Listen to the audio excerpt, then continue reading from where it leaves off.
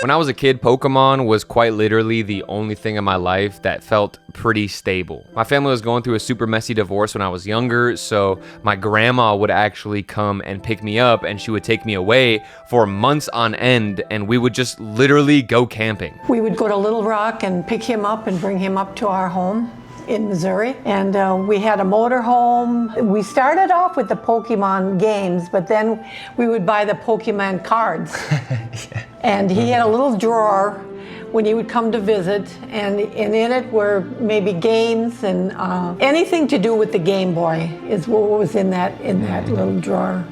And he just enjoyed that. He wouldn't spend hours and hours. He would space himself, because we had other things to do, but he really enjoyed playing the Game Boy and the Pokemon games. And the franchise has aged with me as I've gotten older, but if you're a fan of Pokemon, then you know one thing, and it's that replaying these older Pokemon games, or just any Pokemon game, can actually feel like a nightmare. There's so many different systems, so many different consoles that it was released on, that trying to fit all of this in one single system, one single pocketable device, almost feels impossible. But we are on a journey right now to find the best device that can play all of these systems and give you an enjoyable experience. And so far, we found a couple of devices. The very first device that I did find and tried turning into the ultimate Pokemon device was the RG34XX. This thing, as you can see, is literally a Game Boy Advance clone. For generations 1 through 3, this is absolutely stellar. It looks so good. It gives you a modern screen in that old nostalgic form factor and displays all of your games at a 3x native resolution. That is, if you're staying within Game Boy Advance or Game Boy. So my childhood favorite, Fire Red, looks absolutely crispy on this thing, and it is so bright. It's got a new screen. It's emulated, so the battery lasts all day. I put custom firmware on this thing, so it literally has a Pokemon theme whenever I'm going to get into my games. I added my own boot logo that's a little Pokeball, and just a couple of little tweaks here and there to give this a true Pokemon-centered experience. But as you heard at the beginning, this thing basically caps out at Generations 3. You could try running DS games, but it's just a mess with the dual screen functionality. It's not the most powerful device as well, so you're running into a lot of issues, and you're essentially just limited to Gen 3 and below. So then I had to go back to the drawing board, because I want to play as many games as possible, but with them all looking fantastic. So here we are again, trying to find another device, and thankfully all of the comments were pointing me in the right direction, and that was towards the Nintendo 3DS. Everybody was telling me, dude, the 3DS, you're an idiot. Look at the 3DS, dude. You can play every single game on the 3DS. So I dove back in. I tested every single mainline Pokemon game from the original all the way up to Sun and Moon. And yeah, the 3DS is incredible in that sense. You've got the ability to play all of these generations in a single device. But there is a truth that I feel like we all kind of look over whenever it comes to the 3DS. And I know a lot of people do share this sentiment, but I'm just surprised that so many people do put up with it. And it's the dang screen on this thing. The 3DS screen, I don't even care if you have an IPS screen or not, is like such a nasty panel, dude. I might just be a really picky bitch, because this screen, oh, it just bugs me, man. I can't enjoy anything on this. Even 3DS games oftentimes just don't do it for me. The colors are so washed out. I tried modding it and getting the colors through modded software to boost the contrast a bit and fix things up. I don't have IPS panels. I've seen IPS panels. It does not fix anything. And on top of that, you have a lot of scaling issues when it comes to playing DS games in particular, which are supposed to be like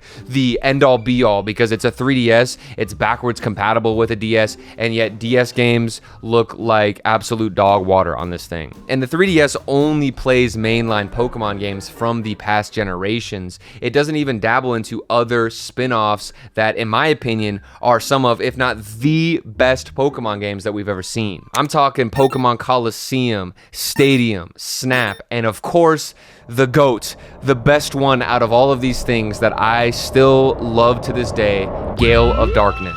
And I gotta talk about Gale of Darkness for a second, because besides the DS games, this is literally the peak of the franchise for me. The whole vibe of this game is darker, grittier. It's got this weirdly mature but rebellious edge that the main games never even touched. And Gale of Darkness and Pokemon Colosseum, I just found out, weren't even made by Game Freak. Instead, Nintendo helped set up this new studio just to experiment with Pokemon on consoles. They brought in people with deep JRPG experience, like devs who'd worked on Dragon Quest and other classic RPGs, which meant that we got new people to kind of reimagine what Pokemon actually was as a game. That's why this feels so fresh and experimental, and even now it's like a hidden corner of the franchise. And that's exactly why I'm hunting for a device that can play these types of games, because in my opinion, this is really where it all shines and comes together. So yes, the 3DS is great, but it can't touch these games, and it also makes all the other generations, in my opinion, just not look good. So we're back again to the drawing board, and within the retro handheld scene, we have actually been blessed with the device that might just do it. This is the Retroid Flip 2. If you've been around the scene at all, you have absolutely heard of this clamshell looking thing. This is Retroid's newest handheld, and it has the same exact guts as the mega popular Retroid Pocket 5. However, like we can see and like I've talked about, this is a clamshell. It does only have one screen, but you instantly do get DS and 3DS vibes because of this form factor. Right whenever I picked it up and unboxed it, I was like, wait, this is weirdly familiar with my hands that have been just ingrained with muscle memory by holding the Nintendo DS and 3DS systems. The layout throws you off at first. You've got two Hall effect sticks that are tucked in up in the top corner, so it actually looks really weird upon your first impression. But then whenever you hold it and actually get used to this thing, you start to realize, wait, they kind of had an idea of what they were engineering here. The thicker body makes a really big difference, so it's chunkier than the DS Lite, but in the best way. It actually feels like something that's meant for adult hands, because when I hold, a DS or sometimes even a 3DS, it does feel like it's not meant for a 25-year-old trying to play Pokemon games. Long sessions don't really cramp my hands up, and the controls, oh my goodness, the controls are where Retroid always seem to kill it. These are some of my favorite within the retro handheld scene. The D-pad is perfectly soft and a bit clicky, but I don't get any fatigue with my thumb whatsoever. It's just smooth all around. And then you've got the buttons that are a quieter batch compared to the Retroid Pocket 5, and they just feel nicer overall. They've got nice travel, subtle click, not overly loud, no sticky feeling. It's not a cheap feeling device. It does have a bit more plastic and less weight to it than the Retroid Pocket 5, which does make it feel, I guess, more like a toy. But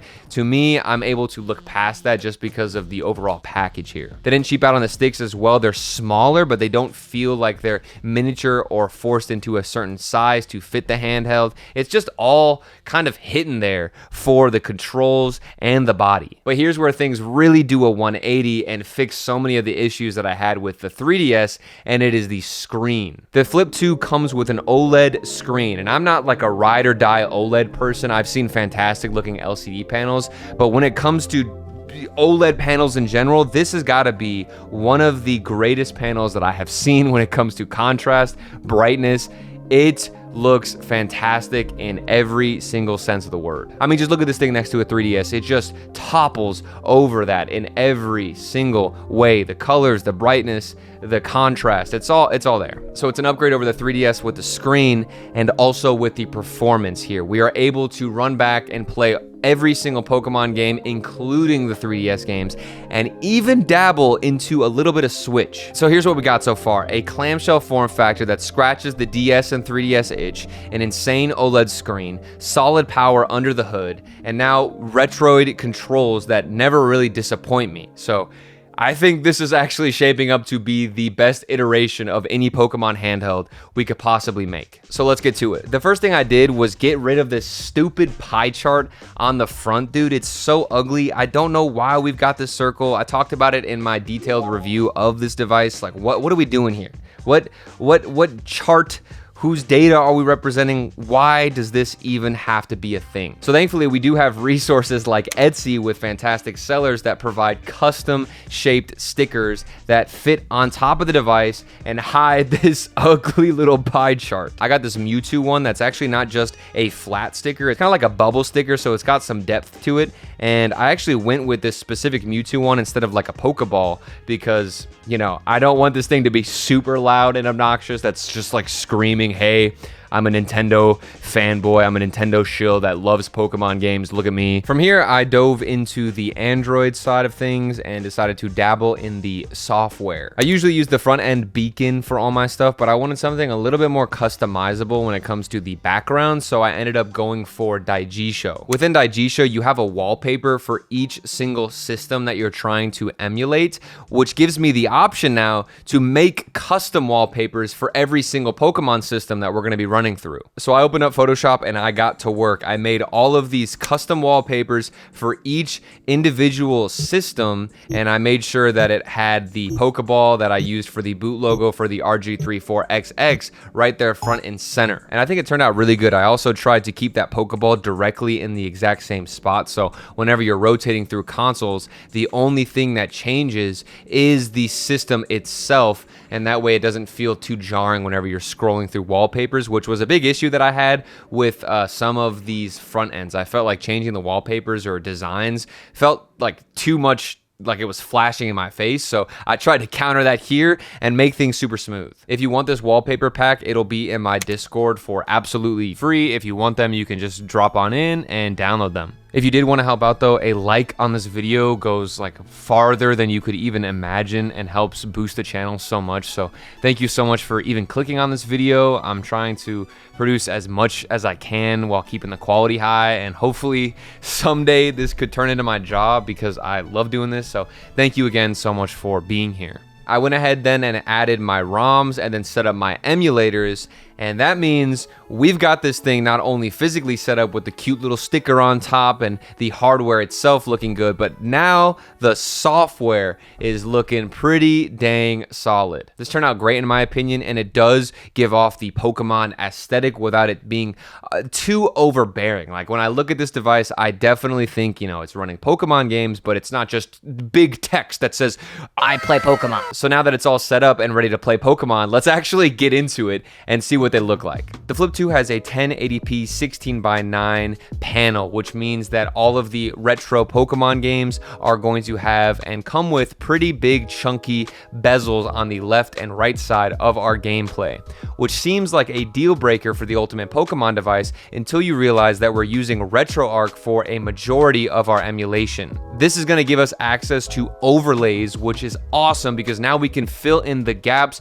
with a little bit of some spice and a couple of shiny things to make it feel more like a premium experience. I'm using this overlay pack by Watomsk. This covers Game Boy, Game Boy Color, and Game Boy Advance games, so all of those side bezels get filled up with a logo and also a nice little battery icon, and this just brings everything together. So while we have big bezels for Gens 1 and 2, this overlay pack helps immerse you into the gameplay more and makes things feel so much smoother and more high quality. And then here's the icing on the cake. We've got RetroArch shaders that we can throw on top of the overlay, and this actually seals the deal into one massive, beautiful looking package for the retro Pokemon games. The pixels will look fantastic if you're using a high quality shader, and then the overlay, like I said, makes it more immersive, and you've got such a sick experience for these older games. Gen 3 is even a step above everything else we've seen so far because this is a 3:2 GBA aspect ratio, which fills up even more